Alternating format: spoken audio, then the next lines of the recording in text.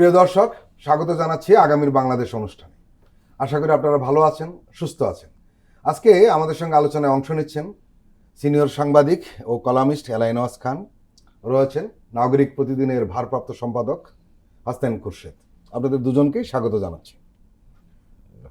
স্বতন্ত্র প্রার্থীর সমর্থককে পিটিয়ে মেরে ফেলা হচ্ছে, কোনো প্রার্থীর ব্যাপারে আপত্তি জানিয়ে আপিল করতে গেলে তাকে পেটানো হচ্ছে, ইসি ভবনে প্রার্থীদের হট্টগোল উত্তেজনা চলছে, নির্বাচনী আচরণ ভঙ্গ করে আবার ম্যাজিস্ট্রেটকে আঙ্গুল উঁচিয়ে ধমকাচ্ছে কেউ কেউ, দ্বৈত নাগরিকত্ব নিয়ে ধোঁয়াশা কাটছে না, বলতে গেলে গালি শুনতে হচ্ছে। এলাই নওয়াজ খান, গোটা পরিস্থিতিকে আপনি কিভাবে ব্যাখ্যা করবেন? প্রথমত হলো যে 17 বছরের যে ফ্যাসিবাদী শাসন জি, এবং লৌহ কঠিন শাসন, এই শাসনের মধ্যে সমস্ত ভিন্ন মতাবলম্বীরা নিজেদেরকে শুধু গুটিয়ে নেয় নাই, তারা প্রতি মুহূর্তে জীবনের শঙ্কার মধ্যে ছিল। জুলাই বিপ্লব এই পরিস্থিতি থেকে যখন একটা নতুন পরিস্থিতির সৃষ্টি করলো, মানুষের মধ্যে যখন এমন একটা মুক্ত পরিবেশ তাদের কাছে আসলো যে মানুষ আসলে স্বেচ্ছাচারী হয়ে উঠছে, মনে হচ্ছে যে যারা যা খুশি তাই করা যেতে পারে। কিন্তু এক্ষেত্রে যেটা দরকার ছিল যে যদি জুলাই বিপ্লবের সাথে সম্পৃক্ত লোকেরা যদি একটা সরকার গঠন করতে পারতো তাহলে অনেক বেশি অ্যাসার্টিভ হতে পারতো। কিন্তু তাদের দাঁড়া করানো অন্তর্বর্তীকালীন সরকার, এরা এমনটা মনে হয় যে কোনোরকম তারা ফেব্রুয়ারি পার করতে পারলে বেঁচে যায়। একটা বড় দায় তাদের কাঁধে রয়েছে এবং তাদের এই দুর্বলতার কারণে এই জিনিসগুলি ঘটছে। এবং ইলেকশন কমিশন, যে চিফ ইলেকশন কমিশনার কিন্তু বারবার বলছে যে তারা এমন একটা নির্বাচন তারা উপহার দেবে জাতি দেখবে, এটা ইতিহাস সৃষ্টি করতে চাচ্ছে। কিন্তু তাদের ভিতরকার যে দুর্বলতা, এটা পরিষ্কার হয়ে যাচ্ছে। তারা এখনও মনে হলো অনেক দিশাহারা এবং তাদের গেম প্ল্যানটা আমাদের কাছে এখন স্পষ্ট না। তারা কি চায়? তারা সত্যিকার অবাধ নির্বাচন চায়, অবাধ বা নিরপেক্ষ নির্বাচন চায়। আর যে ঘটনাগুলি ঘটছে, আমি মনে করি যে যেমন দ্বৈত নাগরিকদের ব্যাপারে অতীতে যেটা বিএনপি আওয়ামী লীগের সময়ে অনেক দ্বৈত নাগরিক যারা কিন্তু হয়েছিল নির্বাচিত ছিল, এরকম যদি একটা সংখ্যা বেরিয়েছিল, তাদের সংখ্যা কিন্তু কম না, প্রায় 25-30 জন হবে। এক্ষেত্রে আসলে একটা নীতিমালা আমাদের তৈরি থাকা দরকার ছিল। যদি স্পষ্ট থেকে থাকে তাহলে ইলেকশন কমিশন কেন এ ব্যাপারে দ্বিধাদ্বন্দ্বের মধ্যে আছে, তাদেরকে স্পষ্ট একটা ব্যবস্থা নেওয়ার দরকার। আর যেসব বিশৃঙ্খলা সৃষ্টি হচ্ছে, আপনি যদি ইতিমধ্যে কেউ একজন যদি বলেছে যে তত্ত্বাবধায়ক সরকার ছাড়া সুষ্ঠু অবাধ নিরপেক্ষ হতে সম্ভব না, সেটা আবার আরেক হিসাব না। যখন তত্ত্বাবধায়ক সরকার হয়, অ্যাডমিনিস্ট্রেশন তখন ফুল তার কাছে চলে যায়। ইলেকশন কমিশন নিজেই একটা পাওয়ার এনজয় করতে পারে। এখনও ইলেকশন কমিশনের কাছে পুরা আছে, কিন্তু কেন ইলেকশন কমিশন এরকম দ্বিধাদ্বন্দ্বের মধ্যে আছে? আর একটা হলো যে আমরা লক্ষ্য করছি যে পুরনো বন্দোবস্তের মধ্যেই দিকে আমরা যাচ্ছি। পুরনো যে বন্দোবস্তগুলি ছিল অতীতে, এবং এখানে মেজর পার্টিগুলি তারা ওইটা স্বাচ্ছন্দ্য বোধ করছে নতুন বিপ্লবের স্পিরিটটা ধারণ করা, এবং সেটার যে আকাঙ্ক্ষাগুলি তৈরি হয়েছে সেগুলি বাস্তবায়নের কঠিন কাজটা থেকে পুরনো বন্দোবস্তে যাওয়ার দরকার।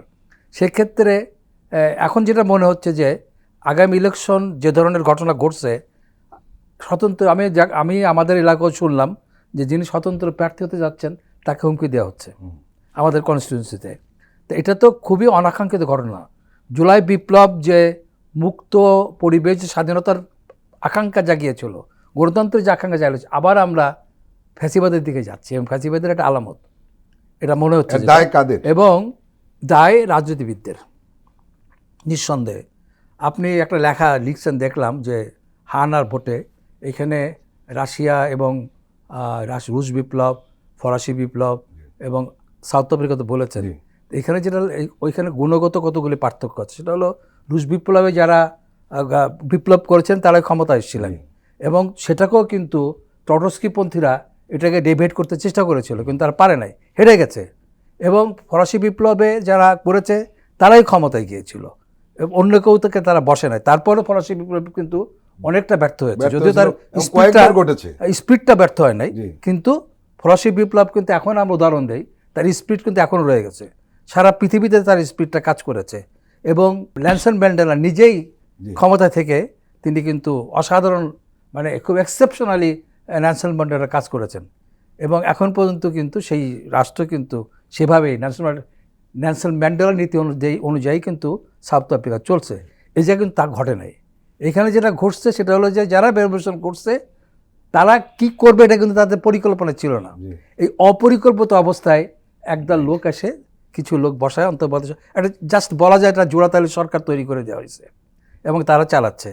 এর মধ্যে যেটা হয়েছে যে হ্যাঁ, হয়তো রাজনৈতিক কাঠামোগত বা রাজনৈতিক যে আদর্শগত কিংবা এটা যে সৃজনশীল দিক গণতন্ত্রের, সেই দিকগুলি হয়তো এই সরকার ঠিক মতন নিতে পারছে না, কিন্তু এই সরকার অনেকগুলি ক্ষেত্রে ভালো কাজ করেছে। তার মধ্যে আমি একটাই বলবো, সেটা হলো যে ইকোনমির ক্ষেত্রে তাদের রোল খুব ভালো ছিল। ফরেন পলিসির ক্ষেত্রে তার রোল ভালো ছিল। সবটা যে পাবো তা না, এগুলো ছিল। কিন্তু আমাদের মূল যেটা সেটা হলো যে এটা গণতন্ত্রকে প্রাতিষ্ঠানিক রূপ দেওয়ার জন্যে জনগণের মধ্যে যে আকাঙ্ক্ষা তৈরি হয়েছে, সেই আকাঙ্ক্ষা বাস্তবায়নের জন্যে আমার কাছে যেটা মনে হয়েছে এই সরকারের থেকে রাজনৈতিক দলগুলির দায়িত্ব অনেক বেশি, কারণ তারাই আগামীতে সরকার চালাবেন, আগামীতে তাদেরই চ্যালেঞ্জগুলি মোকাবেলা করতে হবে। সুতরাং আমি মনে করি যে এখনও সময় আছে, রাজনৈতিক দলগুলি যদি ইচ্ছা করে যে আমরা দৃষ্টান্তমূলক ইলেকশন জাতির সামনে উপস্থাপন করব, এবং সেক্ষেত্রে অবশ্যই পলিটিশিয়ানদেরকে ইলেকশন কমিশনের সাথে একটা অঙ্গাঙ্গিভাবে জড়িত থাকতে হবে, যে কীভাবে সফল হবে। এই বিষয়গুলি আসলে আমাদেরকে আরও ডিটেলে যাওয়ার দরকার আছে, মানে কিভাবে এটা। এবং আমি একটা জিনিস বলতে পারি, সেটা হলো যে এটা অনেকে করে না, এন্ডোর্স করে না, অনেক দেশে সেটা হয় এবং ইন্ডিয়াতে তো হয়। ইন্ডিয়া অনেক বড় দেশ, সেই কারণেই হয়তো, কিন্তু আমাদের পপুলেশন অনেক বেশি। সেই তুলনায় আমি মনে করি যে ইলেকশন সত্যি যদি অবাধ নিরপেক্ষ করতে হয়, তাহলে ইলেকশন একদিনে না করে কয়েকদিনে করা। কারণ আমাদের দেশ ছোট হলো, পপুলেশন কিন্তু 19 কোটি, এবং সে অনুযায়ী আমাদের নিরাপত্তা বাহিনীর সংখ্যা কিন্তু জনসংখ্যা অনুসারে খুবই কম। সেদিক দিয়ে বিবেচনা করলে আমি মনে করি যে এটা ইলেকশন কমিশন কিংবা কর্তৃপক্ষ যারা আছে তারা এখনও সময় আছে এটা ভাবার। আস্তান খুরশেদ, আপনি নিশ্চয়ই লক্ষ্য করেছেন আমরা যে বিষয়গুলো নিয়ে কথা বললাম, যে একটু ঝামেলা হচ্ছে নানান জায়গায়, নিয়মকানুন ঠিকমতো মানা হচ্ছে না। জাতীয় নাগরিক পার্টি খুব স্ট্রংলি বলেছে তারা যে ঋণ খেলাপি এবং দ্বৈত নাগরিক প্রার্থীদের ভোট করতে দেওয়া হবে না। আসলে দ্বৈত নাগরিকত্ব নিয়ে সাধারণ মানুষের মধ্যে বেশ কয়েকটি প্রশ্নের জন্ম হয়েছে। এই নিয়ে এত অস্পষ্টতা কেন, এই প্রশ্ন তারা তুলেছেন।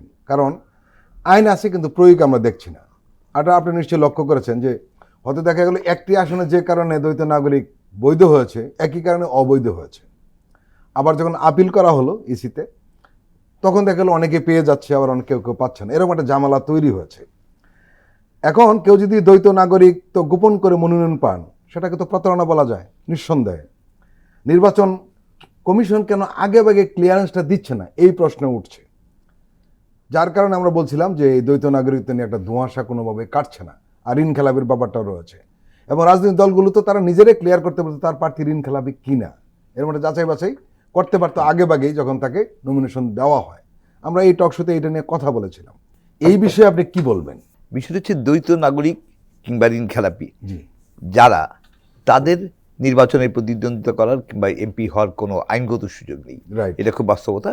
এবং এটা যদি কেউ গোপন করে নির্বাচনে প্রতিদ্বন্দ্বিতার চেষ্টা করে, নির্বাচন কমিশনের আইন অনুযায়ী তাদের বিরুদ্ধে ব্যবস্থা নেবে, তাদের প্রার্থীরা বাতিল করবে। এটাই স্বাভাবিক এবং এটাই হওয়া উচিত। এক্ষেত্রে আইন আছে, নিঃসন্দেহে এখানে খুব স্পষ্ট আইন আছে এবং এর বাইরে যাওয়ার সুযোগ কারো নাই, নির্বাচন কমিশনের নাই। সো যদি কোনোভাবে এড়িয়ে যায়, তারপরেও কিন্তু আদালত আছে এবং আইনগতভাবেই তাদের, যদি কেউ নির্বাচিত হয়ে যায় তাকে শপথ না করানো দায়িত্ব হবে যদি প্রমাণিত হয়। প্রমাণিত হলে যে ভোটের দিন কেউ ঋণ খেলাপি ছিলেন অথবা দ্বৈত নাগরিকত্ব তার ছিল, এটা যদি পরেও স্পষ্ট হয়, তাহলেও তার সংসদ সদস্য পদ বাতিল হতে পারে এবং সেটা হওয়া উচিত। সো আমরা আশা করব যে যত দ্রুত সম্ভব বিষয়গুলো স্পষ্ট করা। এবং এইটা আমরা অতীতে দেখেছি যে নির্বাচনের পরে এই ধরনের মামলাগুলো 5 বছর পার হয়ে গেছে, পুরো সংসদের মেয়াদ পার হয়ে গেছে, কিন্তু মামলার রায় হয়নি, অথবা একদম শেষ মুহূর্তে গিয়ে রায় হয়েছে যে কারো সংসদ সদস্য পদ বাতিল হয়েছে। এই ধরনের মামলাগুলোতে যাতে কোনো ধরনের সময়ক্ষেপণ না করে দ্রুততার সাথে সিদ্ধান্ত আসে সেটা আমরা দাবি জানাচ্ছি। আরেকটা বিষয় আপনি নিশ্চয়ই লক্ষ্য করেছেন যে অনেকে আচরণবিধি মানতে চাইছে না, গায়ের জোর দেখাচ্ছে। হ্যাঁ, এটা এটা খুব কি হবে? দুঃখজনক, এটা খুব দুঃখজনক এবং আচরণবিধি সবার জন্য এবং প্রযোজ্য। নির্বাচন কমিশন কিন্তু এ ব্যাপারে খুব কঠোর ব্যবস্থাও নিচ্ছে না। নির্বাচন কমিশন যেই মুহূর্তে তফসিল ঘোষণা করেছেন জি। তখন থেকেই প্রশাসন, পুলিশ থেকে শুরু করে সব কিছুই নির্বাচন কমিশনের আওতাধীন। নির্বাচন কমিশনকে একটা বিষয় মনে রাখতে হবে যে ক্ষমতা আসলে এমন একটা বিষয় যে এটা শোকেসে সাজিয়ে রাখার বিষয় না, এটা প্রয়োগ করার বিষয়। নিঃসন্দেহে। নিঃসন্দেহে অবৈধ প্রয়োগও না, অপপ্রয়োগও না, এটা যথাযথ প্রয়োগ করতে হবে এবং সেটা মানে ব্যক্তি নির্বিশেষে, দল নির্বিশেষে আইন সবার জন্য সমানভাবে প্রযোজ্য হবে, সেটাই হওয়া উচিত। এবং নির্বাচন কমিশন যদি এই ক্ষেত্রে ব্যর্থতার প্রমাণ দেয় সেটা আসলে দেশের জন্য দুঃখজনক হবে। সামনে নির্বাচন যে আমরা খুব সুষ্ঠু, অবাধ এবং শান্তিপূর্ণ একটি নির্বাচন আশা করছি, সেটাকে ঝুঁকিপূর্ণ করে তুলবে। আমরা আশা করি নির্বাচন এখনও অনেক সময় বাকি আছে, নির্বাচন কমিশন কঠোরভাবে সবার ক্ষেত্রে আইন সমভাবে প্রয়োগ করবে। এলাইন ওয়াস খান একটা কথা বলেছিলেন যে আসলে এই সরকার তো আসলে এই রাজনৈতিক দলগুলির সরকার প্রকৃতপক্ষে, কিন্তু আমরা লক্ষ্য করছি যে অনেক রাজনৈতিক দলের প্রার্থীরা গায়ের জোর দেখাচ্ছেন এবং কোনো কিছু মানতে চাচ্ছেন না। এটার কি হবে? এইটা আসলে কোনো রাজনৈতিক দল বা ব্যক্তির বিষয় না, সরকারের দায়িত্ব হচ্ছে সরকার সব রাজনৈতিক দলের সরকার, এটা ভাবার কোনো কারণ নেই। সরকার শেষ পর্যন্ত একটি নিরপেক্ষ সরকার এবং নিরপেক্ষভাবে সরকার তার দায়িত্ব পালন করবে, সেটা যে রাজনৈতিক দলেরই হোক। যদি কেউ অন্যায় আচরণ করেন, আইনের বাইরে যান, তার ক্ষেত্রে আইনের প্রয়োগ করবেন। আইনের প্রয়োগে সরকারকে কোনো দল বাধা দিয়েছে কখনো? আমি তো এটা দেখিনি। সরকারের দ্বিধাটা কোথায়? এই সরকারের তো জনপ্রিয়তার লক্ষ্য থাকা উচিত না, এই সরকারের জনস্বার্থ সংরক্ষণ করাটাই সরকারের লক্ষ্য। উনি তো আর নির্বাচন করছেন না, নির্বাচন করছেন না, কিন্তু কোন রাজনৈতিক দল না। তো একটা নিরপেক্ষ সরকার কেন জনসমর্থন বা জনপ্রিয়তার দিকে তাকিয়ে থাকবেন? জনস্বার্থকে সর্বোচ্চ প্রাধান্য রেখে, রাষ্ট্রকে সর্বোচ্চ প্রাধান্য রেখে সরকারের কাজ করা উচিত এবং সেক্ষেত্রে সরকারের উচিত হবে দ্বিধাহীনভাবে, কঠোরভাবে তার আইনের প্রয়োগ করা। এলাইন ওয়াস খান, সেটা হলো যে যে ঋণ খেলাপির প্রশ্ন আসছে, দ্বৈত নাগরিকত্বের প্রশ্ন আসছে, এখন অন্য একটা প্রশ্ন চলে আসে যে এই দ্বৈত নাগরিকের বিষয়টা রাজনৈতিক দলগুলো স্পষ্ট করতে পারত এবং একই সময় যে দলগুলি কেন ঋণ খেলাপিদের আশ্রয় দিচ্ছে এই প্রশ্ন কিন্তু উঠেছে। কি বলবেন? এখন তো যে পরিবেশ দেখছি তাতে তো মনে হচ্ছে যে শুধু রাজনীতিবিদরা না এবং পলিটিশিয়ান, সরকার সবাই মিলে একটা জোড়াতালির একটা নির্বাচন করার দিকে যাচ্ছে। যদি তা না হতো, যে বিষয়গুলি সুস্পষ্ট আইন আছে সেটা কঠোরভাবে প্রয়োগ করাই তাদের কাজ ছিল, সেটা হচ্ছে না তো। আর একটা জিনিস হলো যে দীর্ঘদিন যেসব লোকেরা নিপুণের শাসনের অধীনে ছিল, তারা ক্ষমতায় যাওয়ার জন্যে মানে যে কোনো পন্থা অবলম্বনের একটা দেখা যাচ্ছে, প্রবণতা লক্ষ্য করা যাচ্ছে, যার ফলে কিন্তু প্রতিপক্ষকে দমন করার একটা চলে আসছে।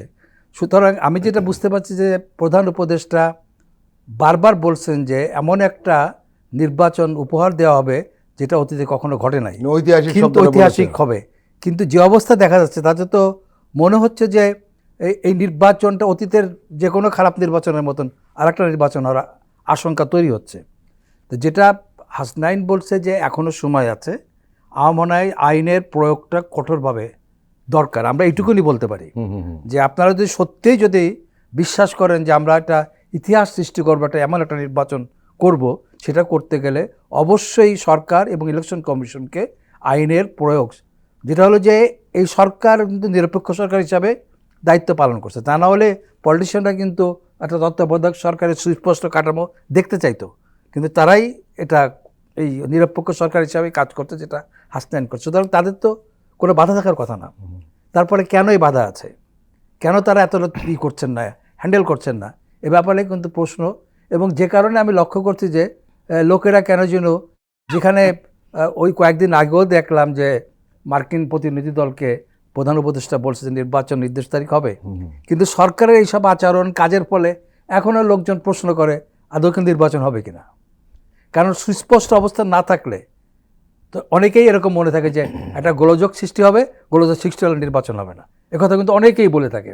কিন্তু সেই গোলযোগের অবস্থানটা যাতে না ঘটে এবং নির্বাচন যথাসময় হয়, এ ব্যাপারে সরকারকে অবশ্যই এবং ইলেকশন কমিশনকে তার কঠোর অবস্থান নিতেই হবে। তা না হলে আমি মনে করি যে সুষ্ঠু নির্বাচনের সামান্যতম কোনো সম্ভাবনা নেই। হাসান খুরশেদ, আরেকটা বিষয় কিন্তু আপনি নিশ্চয়ই লক্ষ্য করেছেন, যেটা নির্বাচন প্রক্রিয়ার মধ্যে একটা বড় দুর্বলতা বলে কেউ কেউ মন্তব্য করছেন। সেটি হলো যে আপনি নিশ্চয়ই দেখেছেন যে গত 8 দিনে মোট 396 জন প্রার্থীতা ফিরে পেয়েছেন, এবং আজকেই শেষ দিন প্রার্থীতার ব্যাপারে, সেখানে হয়তো আরও কিছু যোগ হবে, মানে 400-র বেশি হয়ে যাবে। এখন প্রশ্ন হলো যেটা, তাহলে এত যাদেরকে বাতিল করা হলো, তো স্থানীয় পর্যায়ে যারা দায়িত্বে ছিলেন, নির্বাচন কমিশন মনোনীত দায়িত্বে যারা ছিলেন, তারা তারপিও সামনে রেখে এই কাজটি করেছেন। এর মানে কি? এর মানে কি তারা কাজটি যথার্থভাবে করতে পারেননি বা করেননি, এই অভিযোগ উঠছে। তাহলে কি দাঁড়ালো, যে এত প্রার্থী কেনই বাতিল হলো, আর এখন কেনই তারা পাচ্ছে? নিঃসন্দেহে এই প্রশ্নটা খুব জোরালোভাবে সামনে আসছে, জি। কারণ হয় আইনের অস্পষ্টতা, অথবা কোনো ধরনের প্রভাবিত হওয়া, অথবা অন্য কোনো কারণ, আমরা জানি না। কিন্তু এটা খুব অস্বাভাবিক যে 400 প্রার্থী যাদের মনোনয়নপত্র অবৈধ ঘোষণা করা হয়েছিল, তারা প্রার্থীদের ফিরে পেয়েছেন, তো বা ফিরে পাচ্ছেন।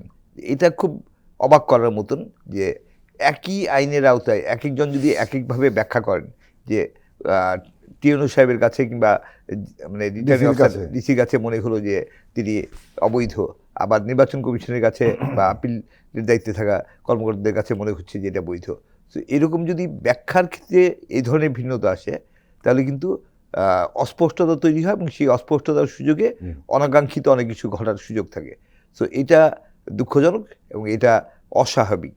সো এই বিষয়টাতে এখনও সামনে, যেহেতু নির্বাচন এখনও প্রায় মাসখানেক বাকি, সো নির্বাচনকে ঘিরে যাতে আর কোনো রকম অস্পষ্টতা তৈরি না হয়, সেটা আমরা খুব বারবার দাবি জানাই, যে কোনো ধরনের অস্পষ্টতা, কোনো ধরনের ব্যাখ্যার ভিন্নতা সংকট তৈরি করতে পারে। আমরা তো নির্বাচনী কর্মকর্তাদের যে প্রশিক্ষণ, সেই প্রশিক্ষণ এবং তাদের যে ব্রিফ করার বিষয়টা, যে প্রত্যেকে যাতে প্রত্যেকটি বিষয় সমান একই অর্থে বুঝতে পারেন, কারণ এক একজনের কাছে যদি এক এক রকম অর্থ হয়, তখন ন্যাচারালি সংকট তৈরি হয়। আপনি আরো নিশ্চয়ই লক্ষ্য করেছেন যে স্থানীয় পর্যায় থেকে যাকে বৈধ করা হয়েছে, তার প্রতিপক্ষ হয়তো বলেছে তারটা বৈধ নয় এবং আপিল করেছে। কে আপিল করেছে? তার প্রতিপক্ষ আপিল করেছে, পরে দেখা গেল যে আসলে সেটি অবৈধ ঘোষণা হয়েছে। সো সেটি বলছি আমরা, যে সবার পক্ষে, আমি আসলে নাম বলছি না এবং কার বিপক্ষে বা কার কে করেছেন, কিন্তু দুজনেই প্রভাবশালী ছিলেন, কারণেই হয়তো সমাধান হয়েছে। কিন্তু নিরীহ প্রার্থী থাকলে, প্রতিপক্ষ থাকলে সেটা তো হইতো না। এই প্রসঙ্গে আমি একটা জিনিস যোগ করতে চাই, সেটা হলো যে এটা কিন্তু নির্বাচন কমিশনের চরম দুর্বলতার বহিঃপ্রকাশ।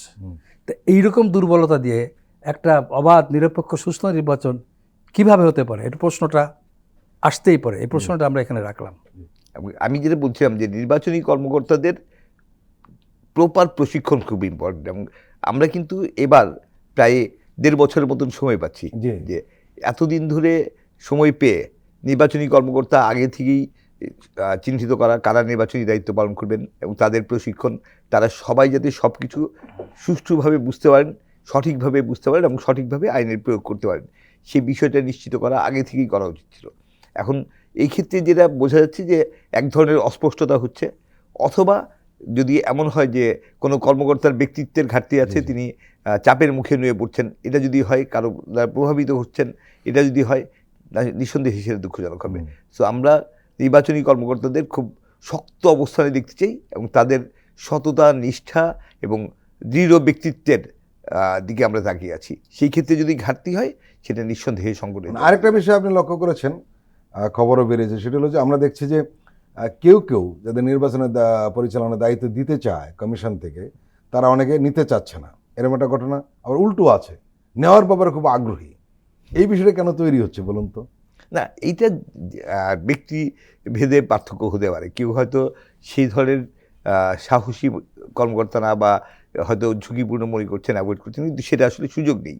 সরকারি চাকরিতে যখন গেছে, তখন তাকে যে কর্মকর্তাকেই দায়িত্ব দেওয়া হোক, তাকে সেই দায়িত্ব নেওয়ার মতন যোগ্যতা, সাহস, দক্ষতা থাকা উচিত।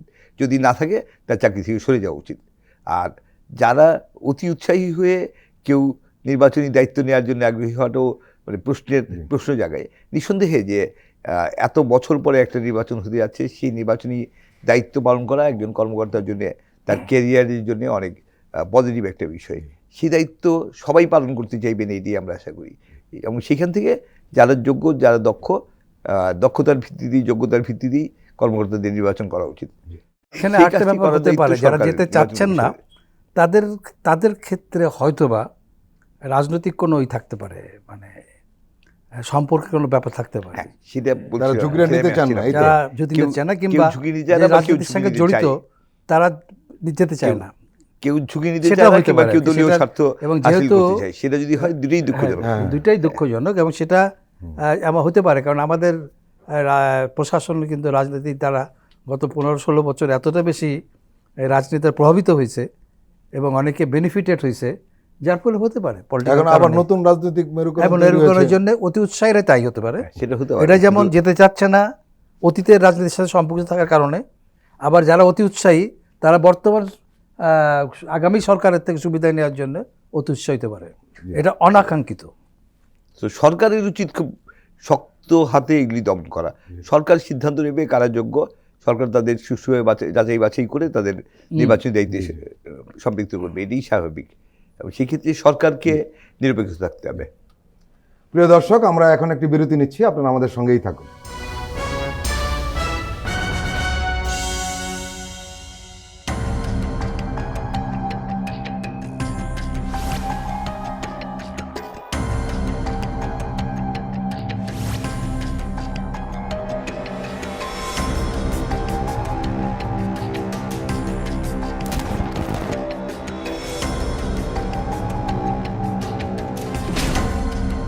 ফ্যাসিবাদের দিনলিপি, গবেষণা ও উপস্থাপনা সাইদ খান, প্রযোজনা আফরোজা সুলতানা ও মামুন মাহমুদ। দেখবেন প্রতি রবি থেকে বৃহস্পতিবার সন্ধ্যা 7টায়।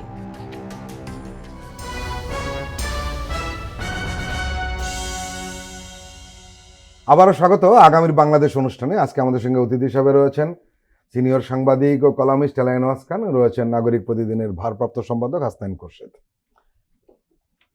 এলাইন ওয়াজ খান, গণভোটে হা না নিয়ে ধোঁয়াশা কাটছে না।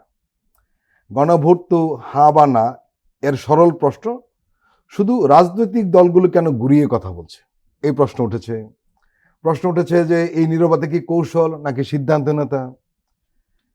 কিন্তু এটাও তো ঠিক যে ভোটাররা তো জানতে চায় যে উনি যে দলকে সমর্থন করেন গণভোটের ব্যাপারে সেই দলটির অবস্থান কি, তাই তো? কি বলবেন? একটা ব্যাপার খুব স্পষ্ট, যারা জুলাই বিপ্লবের স্পিরিট ধারণ করে তারা হা ভোট দেবে, হা ভোটের পক্ষে, জি। না ভোটের প্রশ্নই আসে না। হুম, এখন আর যারা পুরনো বন্দোবস্তের মধ্যে থাকতে চায় জি। তারা না ভোট দেবে। একটা ব্যাপার থেকে পরিষ্কার যে ইতিমধ্যে আলোচনায় আসছে, সেটা হলো যে যেমন আমূলিক নিষিদ্ধ তাদের তৎপরতা, নির্বাচনে তারা যাচ্ছে না, কিন্তু তারা কোনো অবস্থাতেই এই জুলাই সনদের পক্ষে হা রায় ভোট দিবে দেবে না, না। হ্যাঁ দিবে এবং না। তারা যদি ভোট কেন্দ্রে যায় তাহলে একটা কারণেই যাবে, সেটা হলো না ভোট দিতে যাবে। সেক্ষেত্রে এই আশঙ্কাটা প্রবল হয়ে উঠছে ইতিমধ্যেই, যে যেহেতু মেজর পলিটিক্যাল পার্টি এর অনেকেই যারা না ভোট চায় না, হা ভোট চায় না, জি। সুতরাং এমন একটা আশঙ্কা তৈরি হয়েছে যে এই গণভোটের ব্যাপারে নায়ের পক্ষে যাওয়ার সম্ভাবনা বেশি, এরকম একটা আশঙ্কা তৈরি হয়েছে। কিন্তু এটা জুলাই স্পিরিটের বাইরে। জুলাই স্পিরিটকে যদি আপনি ধারণ করতে না পারেন, যদি না ভোট জয়ী হয়, তো স্পষ্ট আমরা আরও আবার পিছনে চলে গেলাম। জি। এটার ফলাফল কিন্তু ভবিষ্যতের পলিটিক্সে খুবই খারাপ হবে। কারণ যারা হা ভোট করতে চায় না, তারা মূলত যে সংস্কারের যে দায়িত্ব এইগুলো নিতে চাচ্ছে না। সংস্কার করে দায়িত্বগুলি তারা মানে খুব সস্তা পুরানো বন্দোবস্তের মধ্যে সরকার চালাতে চায়, এবং এটা আমাদের জন্য দুর্ভাগ্যজনক হবে যদি এই গণভোটে হা ভোট যদি বিজয় না হয়। তা আমি ব্যক্তিগতভাবে আশা করি যে ফ্যাসিস্ট বিরোধী সবাই হা ভোটের পক্ষে ভোটের থাকবে। পক্ষে, এবং এটা একদম স্পষ্ট যারা জুলাই বিপ্লবের স্পিরিট ধারণ করে সে হা ভোটের পক্ষে থাকে। আচ্ছা, আরেকটা বিষয় সেটা হলো যে ভোটারদের যে অধিকারের কথাটা বললাম, এখন প্রশ্ন উঠছে যে ধরুন একটি দল অস্পষ্ট অবস্থায় থাকলো অথবা নায়ের পক্ষ থাকলো, এখন ওই ভোটারদের উপর তার প্রভাব পড়বে না সেটার? মানে জাতীয় নির্বাচন যেটা হচ্ছে, সংসদ নির্বাচনে এটা একটা জিনিস কিছু প্রভাব পড়বে, কিন্তু পুরাটা পড়বে না। কি কারণে পড়বে না? যে আপনাকে জানেন যে তরুণ সমাজ, যে আমরা যাদের যেটা বলতে চাচ্ছি, যে গত 17, 17, 18 বছর যারা ভোট দিতে পারে নাই, 4,30,00,000 ভোট দিতে পারে নাই, তাদের মধ্যে জুলাইয়ের স্পিরিটটা, কারণ জুলাইয়ের কারণে তারা ভোট দিতে পারছে, জি। এই অংশটা আমার মনে হয়, যেটা আমার এটা ধারণা, যে এই অংশটাও ওটা প্রভাবিত হবে না, তারা হা ভোটের দিকে না, যাবে। আমি বলছি যারা হা ভোটে দিবে, হ্যাঁ, যেমন একটি দল নায়ের ব্যাপারে অবস্থান নিল অথবা অস্পষ্টতার মধ্যে থাকলো, যিনি হা ভোট দিবেন তিনি কি ওই দলকে ভোট দিবেন? সেটা হয়তো পুরাপুরি বলা যাবে না, কারণ সেই দলকেও ভোট দিতে পারে, আবার হা ভোটকেও দিতে পারে। অনেকে বলছেন ওই হ্যাঁ, দলটির জন্য এটা ঝুঁকিপূর্ণ হতে পারে। কিছুটা ঝুঁকিপূর্ণ হইতে পারে, কিন্তু আমি মনে করি যে জি। তো আমি যেমন অনেককে জানি, তারা হয়তো হা ভোট দিবে, আবার ওই দলকেও ভোট দিবে। জি।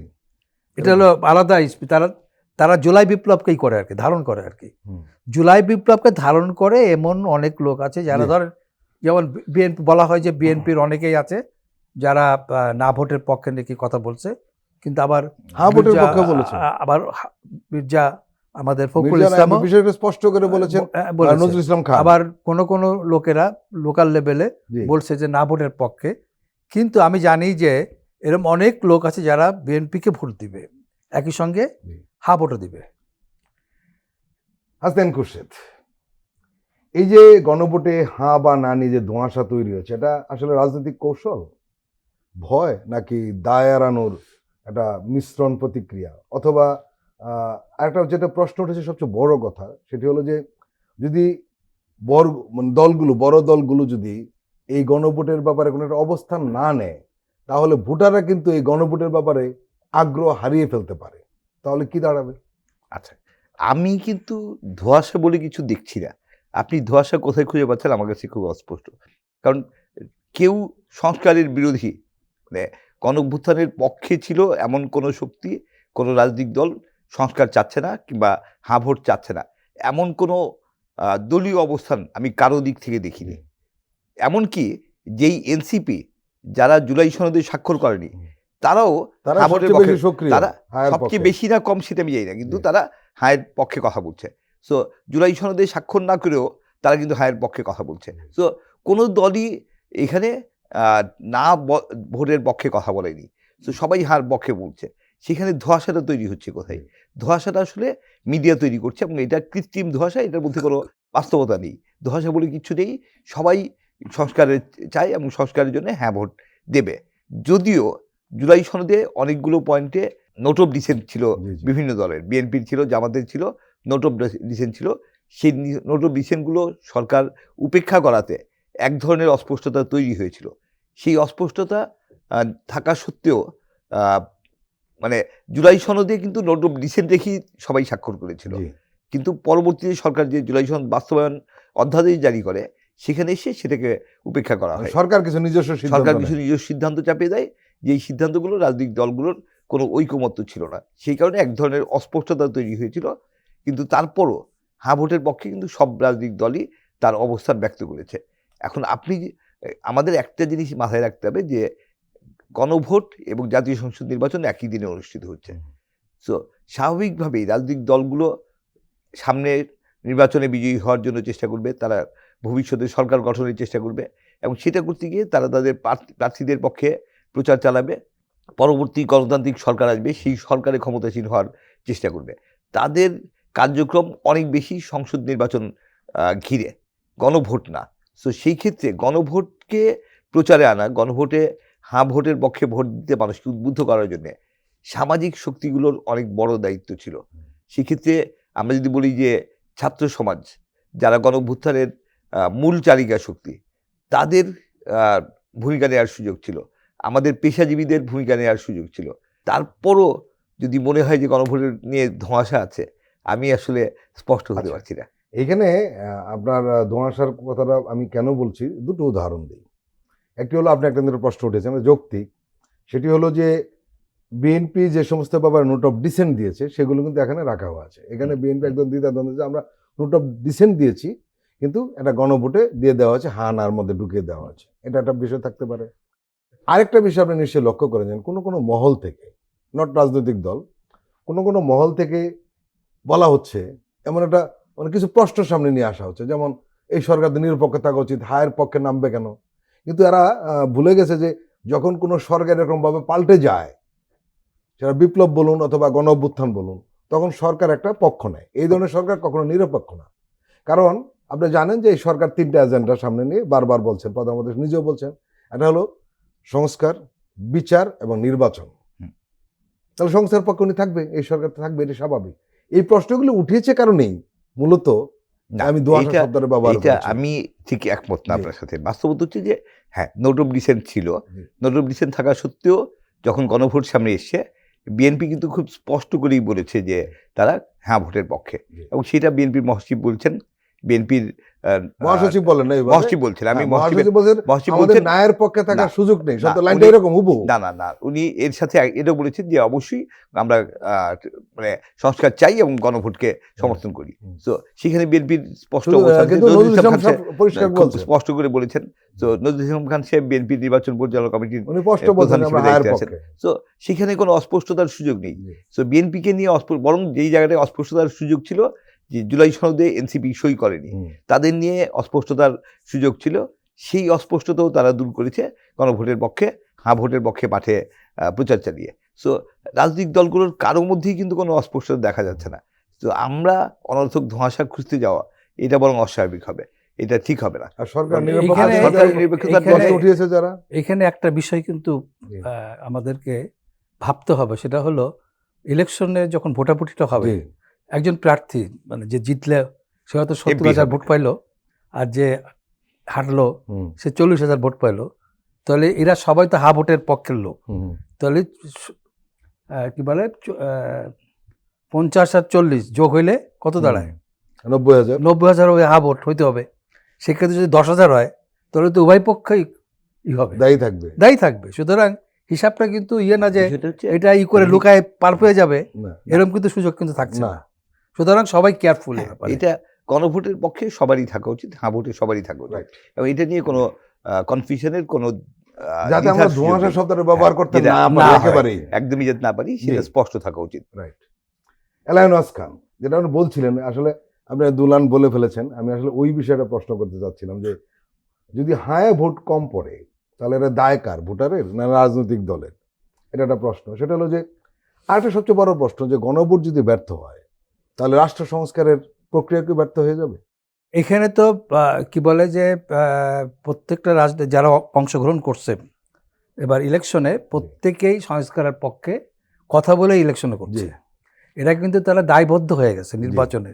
যদি এটা নির্বাচনে দায়বদ্ধতার থেকে তারা যদি ব্যাক আউট করে, তাহলে কিন্তু তাদের উপরে কিন্তু দায়িত্ব পড়ে, মানে দায়িত্ব পড়ে যাবে। সুতরাং গণতন্ত্রে কিন্তু এটা একটা ফ্যাক্টর, যে আপনি নির্বাচনে যে ইয়ে দেন, যে অঙ্গীকারগুলি করেন, সেটা বাস্তবায়ন করতে হয়। এটা বিএনপি বলেন, জামাত জোট বলেন, সবাই সংস্কারের পক্ষে নামছে এবং তারা স্পষ্টভাবে সংস্কারের পক্ষে। এবং তারেক রহমান বারবার বলছেন যে আমরা যদি ক্ষমতায় যাই তো গুণগত পরিবর্তন আনবো। তো গুণগত পরিবর্তন আনতে গেলে অবশ্যই সংস্কার করতে হবে, কারণ পুরানো আর বিএনপি তো 2023 সালে এই 31 দফা দিয়েছে। 31 দফা সংস্কারের সংস্কার প্রস্তাব দিয়েছে। দিচ্ছে। সুতরাং সংস্কারের পক্ষে সবাই আছে, এবং আমি বলতে পারি যে আগামীতে যে সরকারই আসুক, সেখানে সরকারি দল এবং বিরোধী দল উভয় পক্ষ থাকবে সংস্কারের পক্ষে। হয়তো পদ্ধতিগত ঝামেলা হতে পারে, কন্ট্রাডিকশনগুলো হতে পারে যে কিভাবে সংস্কারগুলো হবে, কিন্তু উভয় পক্ষই, একমাত্র সরকার বা একমাত্র সংসদ আগামীতে হবে, সে উভয় পক্ষই থাকবে সংস্কারের পক্ষে। হাসান খুরশেদ, আপনি জানেন যে গণভোট যে কোনো একটা রূপান্তরের অংশ, রাষ্ট্র সংস্কার বলুন, রাষ্ট্র ব্যবস্থা বলুন, এটি কেবল একটা ভোট নয়, এটি গণ অভ্যুত্থান বলুন অথবা বিপ্লব বলুন, এটাকে প্রাতিষ্ঠানিক একটা রূপ দেওয়ার একটা প্রয়াস হয় এই গণভোটের মাধ্যমে। এখানে ব্যর্থতা মানে সুযোগ একটা হারানো না, এর মানে হলো আসলে ইতিহাসকে পেছন দিকে আবার ঠেলে দেওয়া, যদি এই ধরনের ঘটনার পরেও যদি গণভোটে না পড়ে। এবং আপনি জানেন যে বিপ্লব হয় সাহস দিয়ে, আর টিকে থাকে মূলত সিদ্ধান্তের উপর। এখন রাজনৈতিক দলগুলোকে সিদ্ধান্ত নিতে হবে তারা আসলে এটাকে টিকিয়ে রাখবে কি রাখবে না। কি বলবেন? এই হচ্ছে গণভোট হোক বা যে কোনো নির্বাচনই হোক, জি, নির্বাচনে ভোট দেয়া, পক্ষে বিপক্ষে ভোট দেয়া সাধারণ মানুষের স্বাধীন জি, মতের বহিঃপ্রকাশ।